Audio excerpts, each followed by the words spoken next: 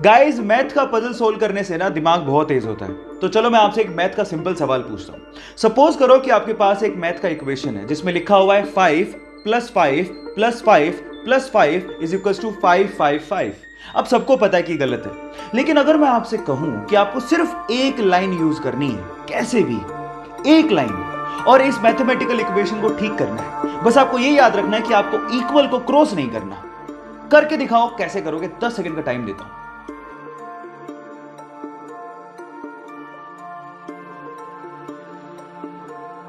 तो चलो गाइस, मैं आपको आंसर बताता हूं। इसका आंसर बड़ा सिंपल है। जो आपका पहला प्लस का साइन है ना, उसको आपको ये लाइन लगा के 4 बनाना था। अब ये कितना हो गया? 545 + 5 + 5 = 555। मैथ का इक्वेशन ठीक हो गया। आपको ये पजल कैसा लगा, चैट सेक्शन में लिखना मत भूलिएगा। गोल्ड यानी कि सोना रईसी की पहचान मानी जाती है, लेकिन सवाल यह है कि अर्थ की क्रस्ट में तो बहुत सारे मेटल मिलते हैं, फिर गोल्ड को ही इतनी तवज्जो क्यों दी जाती है? मैं आपको बताता हूं। गोल्ड एक ऐसा मेटल है जिसपे कभी जंग लगती ही नहीं है। एक्चुअली जब भी कोई मेटल ऑक्सीजन और मॉइस्चर के कांटेक्ट में आता है तो उस पर जंग लगनी शुरू हो जाती है, जैसे कि लोहे का ब्राउन हो जाना, चांदी का काली हो जाना, कॉपर का ग्रीन हो जाना। ये सब कोरोजन यानी कि जंग लगने की वजह से ही होता है। लेकिन गोल्ड एक अनरिएक्टिव मेटल है जो ऑक्सीजन और मॉइस्चर के साथ रिएक्ट करता ही नहीं है। इसीलिए अर्थ की क्रस्ट से जब सोने को निकाला जाता है तो उसे प्रोसेस करने तक की जरूरत नहीं पड़ती, क्योंकि वो प्योर फॉर्म में ही पाया जाता है। क्या इसके पहले तक गोल्ड की एक खासियत आप लोगों को पता थी? और अगर नहीं पता थी तो चैट सेक्शन में लिखना मत भूलिएगा। एक मोटरसाइकिल सवार रेलवे क्रॉसिंग के दौरान रेलवे के फाटक को देख ही नहीं पाता और वो सीधे जाके रेलवे फाटक से टकराता है और सीधे रेल की पटरियों पे गिर जाता है। वो इतनी बुरी तरह से घायल हो जाता है कि उससे खड़ा भी नहीं हो जा रहा था और सामने से ट्रेन आ रही थी। यह देखकर पास में खड़ा एक युवक भागता हुआ आता है और उसे रेल की पटरियों से खींचता है और उसकी बाइक को रेल की पटरियों से खींचता है और उसकी जान बचाता है।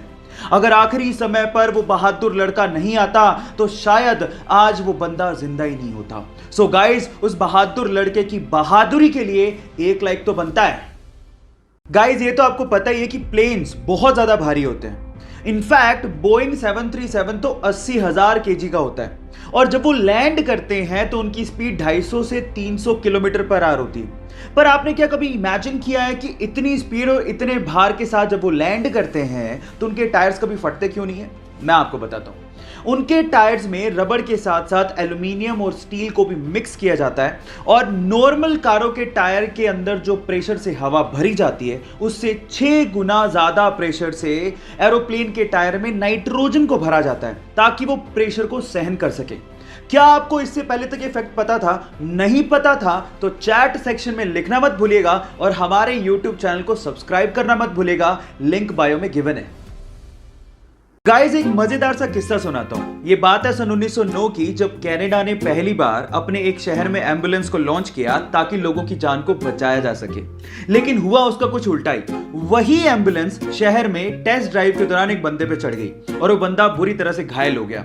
और मजे की बात यह है कि वो पहला बंदा था जिसे उस एम्बुलेंस ने हॉस्पिटल तक पहुंचाया था।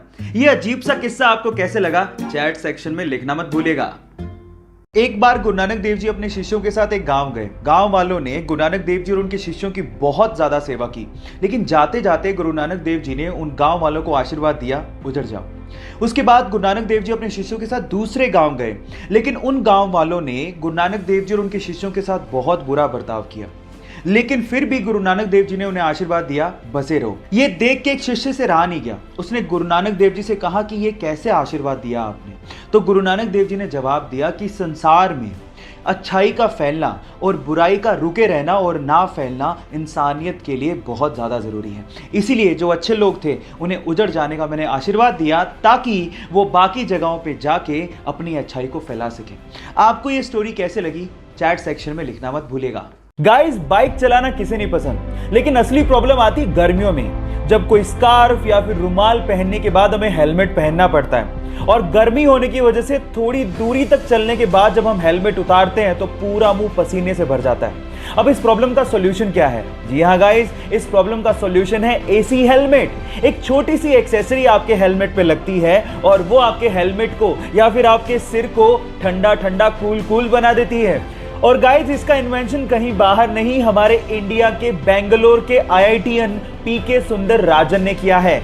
सो गाइस, हमारे हेलमेट को ठंडा ठंडा कूल कूल बनाने वाले इस सुंदर राजन के लिए एक लाइक तो बनता है। हे गाइस, एंशिएंट टाइम में यानी पुराने जमाने में हमारे इंटेलेक्चुअल्स को लगता था कि मैथ्स में एक ऐसा कोई सिंबल होना चाहिए विच रिप्रेजेंट्स नथिंग, यानी नथिंग को रिप्रेजेंट करने के लिए भी तो कोई सिंबल होना चाहिए। सो इसी को ध्यान में रखते हुए 5th सेंचुरी में एक इंडियन मैथमेटिशियन आर्यभट्ट ने जीरो को इन्वेंट किया। And let me tell you guys, zero का जो सिंबल दिया गया था वो हमारे पुराने मंदिरों, स्पेशली ग्वालियर के मंदिरों के दीवारों पे खुदा हुआ आप लोगों को दिख सकता है। सो गाइस, अगर आप ये सोचते हैं कि जीरो की इन्वेंशन कोई बड़ी इन्वेंशन नहीं है, तो मैं आपको आपकी जानकारी के लिए बता देता हूं, अगर जीरो इन्वेंट नहीं हुआ होता ना तो बाइनरी लैंग्वेज नहीं आती, और बाइनरी लैंग्वेज नहीं आती तो एक कंप्यूटर लैपटॉप कुछ नहीं होते। जब शून्य ना देता भारत तो चांद पे जाना भी मुश्किल था। क्या आपको पहले से बात पता थी? और नहीं पता थी तो चैट सेक्शन में लिखना मत भूलिएगा। गाइस, इससे लकी बंदा शायद ही आपने अपनी जिंदगी में कहीं देखा हो। सेल्फी लेने का शौक सबको होता है, तो ये बंदा भी अपने प्लेन में बैठ के उड़ान भरने से पहले सेल्फी ले रहा था, लेकिन उसके बाद जो हुआ वो मंजर हैरान कर देने वाला था। देखिए गाइस, क्या आपको भी लगता है कि ये बंदा बहुत किस्मत वाला है, या इससे भी किस्मत वाला बंदा आपने कहीं देखा है? चैट सेक्शन में लिखना मत भूलिएगा। वो बचपन से ही एक फेमस कार रेसर बनना चाहता था, लेकिन एक दिन आज से ठीक 10 साल पहले उसका एक रोड एक्सीडेंट हो गया। उसकी जान तो बच गई, लेकिन उसने उस एक्सीडेंट में अपने दोनों हाथ खो दिए। लेकिन फिर भी उस बंदे ने अपने पैशन को नहीं छोड़ा और उसने सोचा कि वो अपने पैरों से कार को चलाना सीखेगा। उसने अपनी कार को मॉडिफाई किया और अपने पैरों से कार को चलाने की घंटों और दिनों तक प्रैक्टिस करता रहा, और एक दिन वो उसमें कामयाब हो गया। और उसके बाद उसने पोलैंड के कार रेसिंग कंपटीशन में पार्टिसिपेट किया और उस रेस को जीत के उसने सबको हैरान कर दिया। उस बंदे का नाम है बार्टोज ओस्टालेविस्की। गाइस, उसके कभी ना हार मानने के जज्बे को मैं सलाम करता हूं। चलिए, मैं आपको एक मैथ्स का ट्रिक सिखाता हूं जिससे आप किसी को भी इंप्रेस कर सकते हो। इस वीडियो में आपको माचिस की तिल्लियों से एक मैथ का इक्वेशन दिख रहा होगा जिसमें लिखा है 4 गुणा 9 = 46। किसी तीसरी के बच्चे को भी पता कि ये गलत है। अब आपको क्या करना है, आपको मात्र 2 माचिस की तिल्लियों को मूव करना है और एक करेक्ट मैथ इक्वेशन बना के दिखाना है। मैं आपको 10 सेकंड का टाइम दे रहा हूं, करके दिखाओ।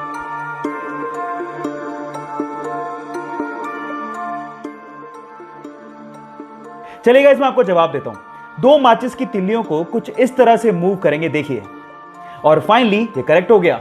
That is 5 × 9 = 45।